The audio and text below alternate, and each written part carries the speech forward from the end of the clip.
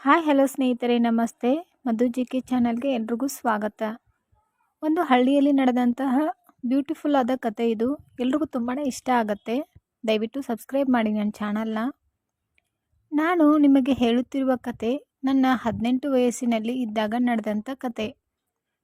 ನಾನು 9 ಕ್ಲಾಸ್ ಓದುವಾಗ ನಡೆದದ್ದು. ಈ ಬೇಸಿಗೆಯ ರಜಾ ಬಂದರೆ ಸಾಕು, ಮತ್ತು ಗೋರ್ಮೆಂಟ್ ರಜಾ ದಿನಗಳಲ್ಲಿ ನಾನು ಎಮ್ಮೆ ಮೇಯಿಸೋಕ್ಕೆ ಹೋಗ್ತಾ ಇದ್ದೆ. 8ನೇ ಕ್ಲಾಸ್ ಪರೀಕ್ಷೆ ಇದ್ದಿದ್ದರಿಂದ 3 ತಿಂಗಳ ಮಟ್ಟಿಗೆ ಮೇಯಿಸೋಕೆ ಹೋಗೇ ಇರಲಿಲ್ಲ. ನಾನು ಯಾವಾಗ ಎಮ್ಮೆ ಹೊಡೆದುಕೊಂಡು ಹೋದರೂ ನಮ್ಮ ಪಕ್ಕದ ಮನೆಯ ಅಜ್ಜಿ ಅಂದರೆ ನಿಂಗಜ್ಜಿ ಜೊತೆ ಹೋಗುತ್ತಿದ್ದೆ. ಅವಳೇ ನನಗೆ ಎಮ್ಮೆಗೆ ಮತ್ತು ಕೋಣದ ಮೇಲೆ ಹತ್ಸೋದು, ಹಾಗೆ ಹಾಲು ಕರೆಯೋದು ಮತ್ತು ಕರ ಸಾಕೋದನ್ನು ಹೇಳ್ಕೊಡ್ತಾ ಇದ್ರು. ಆದರೆ ಈ ಸತಿ ಸೊಸೆನ ಕರ್ಕೊಂಡು ಬಂದಿದ್ದರು ನಿಂಗಜ್ಜಿ. ಮದುವೆಯಾಗಿ 8 ತಿಂಗಳಾಗಿತ್ತು. ಹೆಸರು ಶಿಲ್ಪಾ. ನೋಡೋಕೆ ತುಂಬ ಸುಂದರವಾಗಿದ್ಲು. ವಯಸ್ಸು 24. ದುಂಡು ಮೊಲೆಗಳು, ನಿಂತ ತೀಕ, 5.4 ಅಡಿ ಎತ್ತರದ ಆಳು. ನೋಡ್ತಾ ಇದ್ರೆ ಹಾಗೆ ತುಣ್ಣಿ ನಿಗ್ರೋದು ಪಕ್ಕ. ಅಜ್ಜಿಗೆ ವಯಸ್ಸು ಆಯಿತು ಅಂತ ಕರ್ಕೊಂಡು ಬರ್ತಿದ್ಲು. ಆಗ ನಾನು ಚಡ್ಡಿ ಹಾಕುತ್ತಿದ್ದೆ. ಹೀಗೆ ದಿನ ಹೋಗ್ತಾ ಇತ್ತು. ಅವಳು ಗಂಡನಿಗೆ ಬೆಂಗಳೂರಿನಲ್ಲಿ ಕೆಲಸಕ್ಕೆ ಹೋದ. ಅಜ್ಜಿ ನೋಡಿಕೊಂಡು ಇರಲು ಎಂದು ಹೆಂಡತಿನ ಇಲ್ಲೇ ಹಳ್ಳಿಯಲ್ಲೇ ಬಿಟ್ಟು ಹೋದ. ಅವಳ ಜೊತೆ ಹಾಗೆ ಪರಿಚಯ ಆಯಿತು. ಅಜ್ಜಿ ಒಂದಿನ ಬಂದರೆ ಮತ್ತೊಂದು ದಿನ ಬರ್ತಾ ಇರಲಿಲ್ಲ. ಅಜ್ಜಿಗೆ ವಯಸ್ಸಾಗಿತ್ತು ಅಲ್ವಾ.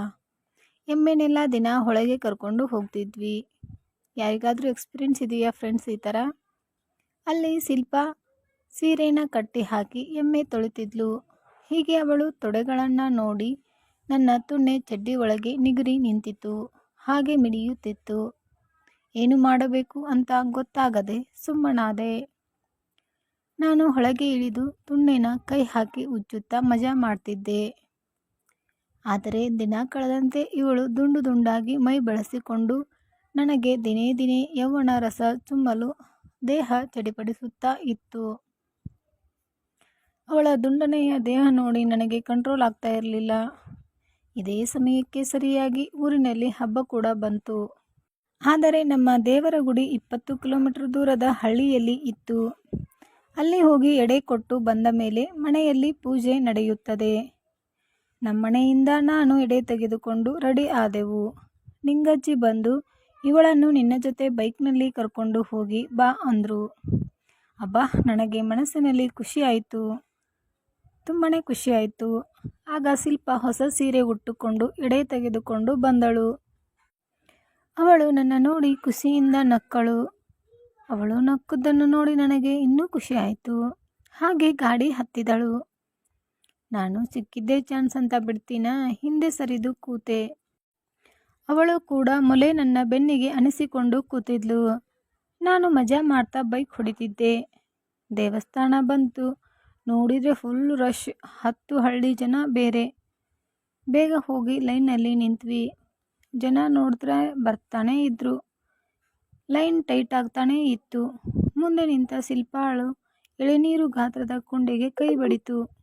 ಅವಳು ಹಿಂದೆ ತಿರುಗಿ ಹತ್ತಿರ ಬಾಯಿ ಇಲ್ಲಿ ಅಂದರೆ ಜನ ಮಧ್ಯೆ ಸೇರಿಕೊಳ್ಳುತ್ತಾರೆ ಅಂದ್ಲು. ನನಗೆ ಶಾಕ್ ಆಯಿತು. ಆಮೇಲೆ ನಾನು ಸಡನ್ನಾಗಿ ಮುಂದೆ ಬಂದು ಕರೆಕ್ಟಾಗಿ ಅವಳ ಕುಂಡೆ ಮಧ್ಯೆ ನನ್ನ ತುಣ್ಣಿನ ಇಟ್ಟುಕೊಂಡು ನಿಂತೆ. ಅವಳು ಅಡ್ಲಾಡಲೇ ಇಲ್ಲ. ಕುಂಡಿಗಳು ತುಂಬ ಮೃದುವಾಗಿದ್ದವು. ನಿಧಾನವಾಗಿ ಸವರಿ ಅಲ್ಲೇ ಹಿಚುಕಿದೆ. ಸುಮ್ಮನೆ ಇದ್ದದ್ದು ನೋಡಿ ನನ್ನ ತುಣ್ಣೆ ಆಕೆ ಮೇಲೆ ಉಜ್ಜುತ್ತಾ ಸುಖ ಪಡುತ್ತಿದ್ದೆ. ಲೈನ್ ತುಂಬ ಉದ್ದಾನೇ ಇತ್ತು. ಸಂಜೆ 4 ಗಂಟೆ ಆದರೂ ಟೈಮು. ನಾವು ಇನ್ನೂ ಗುಡಿ ಒಳಗೆ ಹೋಗೋಕೆ ಆಗಲಿಲ್ಲ. 5 ಗಂಟೆ ಆದಾಗ ಆಕೆ ಸಡನ್ನಾಗಿ ಹಿಂದಕ್ಕೆ ತಿರುಗಿದಳು. ಅವಳ ರಸಭರಿತ ಮೊಲೆಗಳು ನನ್ನ ಎದೆಗೆ ಒರಗಿಸಿದಳು. ಅಜ್ಜಿಗೆ ಫೋನ್ ಮಾಡಿ ಹೇಳು, ಭಾಳ ರಶ್ ಐತಿ, ಲೇಟ್ ಆಗುತ್ತೆ ಅಂತ. ಅದೇ ಸಮಯಕ್ಕೆ ಯಾರೋ ಒಬ್ಬರು ಹಿಂದೆಯಿಂದ ತಳ್ಳಿದ್ಲು. ಅಬ್ಬಾ, ಲಡ್ಡು ಬಂದು ಬಾಯಿಗೆ ಬಂದುಬಿಡ್ತು ನನಗಂತೂ. ನಿಮ್ಗೆ ಯಾವಾಗಲಾದರೂ ಈ ಥರ ಎಕ್ಸ್ಪೀರಿಯನ್ಸ್ ಆಗಿದೆಯಾ ಫ್ರೆಂಡ್ಸ್? ನಾನು ಆಕೆಯನ್ನು ತಬ್ಬಿಕೊಂಡು ನಿಂತೆ. ಆಕೆ ಮೊಲೆಗಳು ಅಪ್ಪಚ್ಚಿ ಆದವು. ನಾನು ಆವಾಗ ಆಕೆಯ ತೀಕ ಹಿಚುಕಿದೆ. ಅಮ್ಮ ಅಂತ ಮುಳುಗಿದಳು. ಕೇವಲ 1 ನಿಮಿಷದಲ್ಲಿ 1 ವರ್ಷದ ಆಸೆ ತೀರಿತು. ಕತೆ ಮುಂದುವರಿತಾ ಇದೆ. ಕತೆ ಇಷ್ಟ ಆಗಿದ್ರೆ ದಯವಿಟ್ಟು ಪ್ರತಿಯೊಬ್ಬರು ಲೈಕ್ ಮಾಡಿ. ಭಾಗ 2ರಲ್ಲಿ ಇನ್ನೂ ಕತೆ ತುಂಬ ಮಜವಾಗಿದೆ. ಪ್ಲೀಸ್ ಸಬ್ಸ್ಕ್ರೈಬ್ ಮಾಡಿ ನನ್ನ ಚಾನಲ್ನ.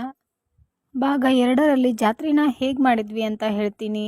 ಪ್ಲೀಸ್ ಅದನ್ನು ನೋಡೋಕ್ಕಾದ್ರೂ ಅಟ್ಲೀಸ್ಟ್ ಸಬ್ಸ್ಕ್ರೈಬ್ ಆಗಿ.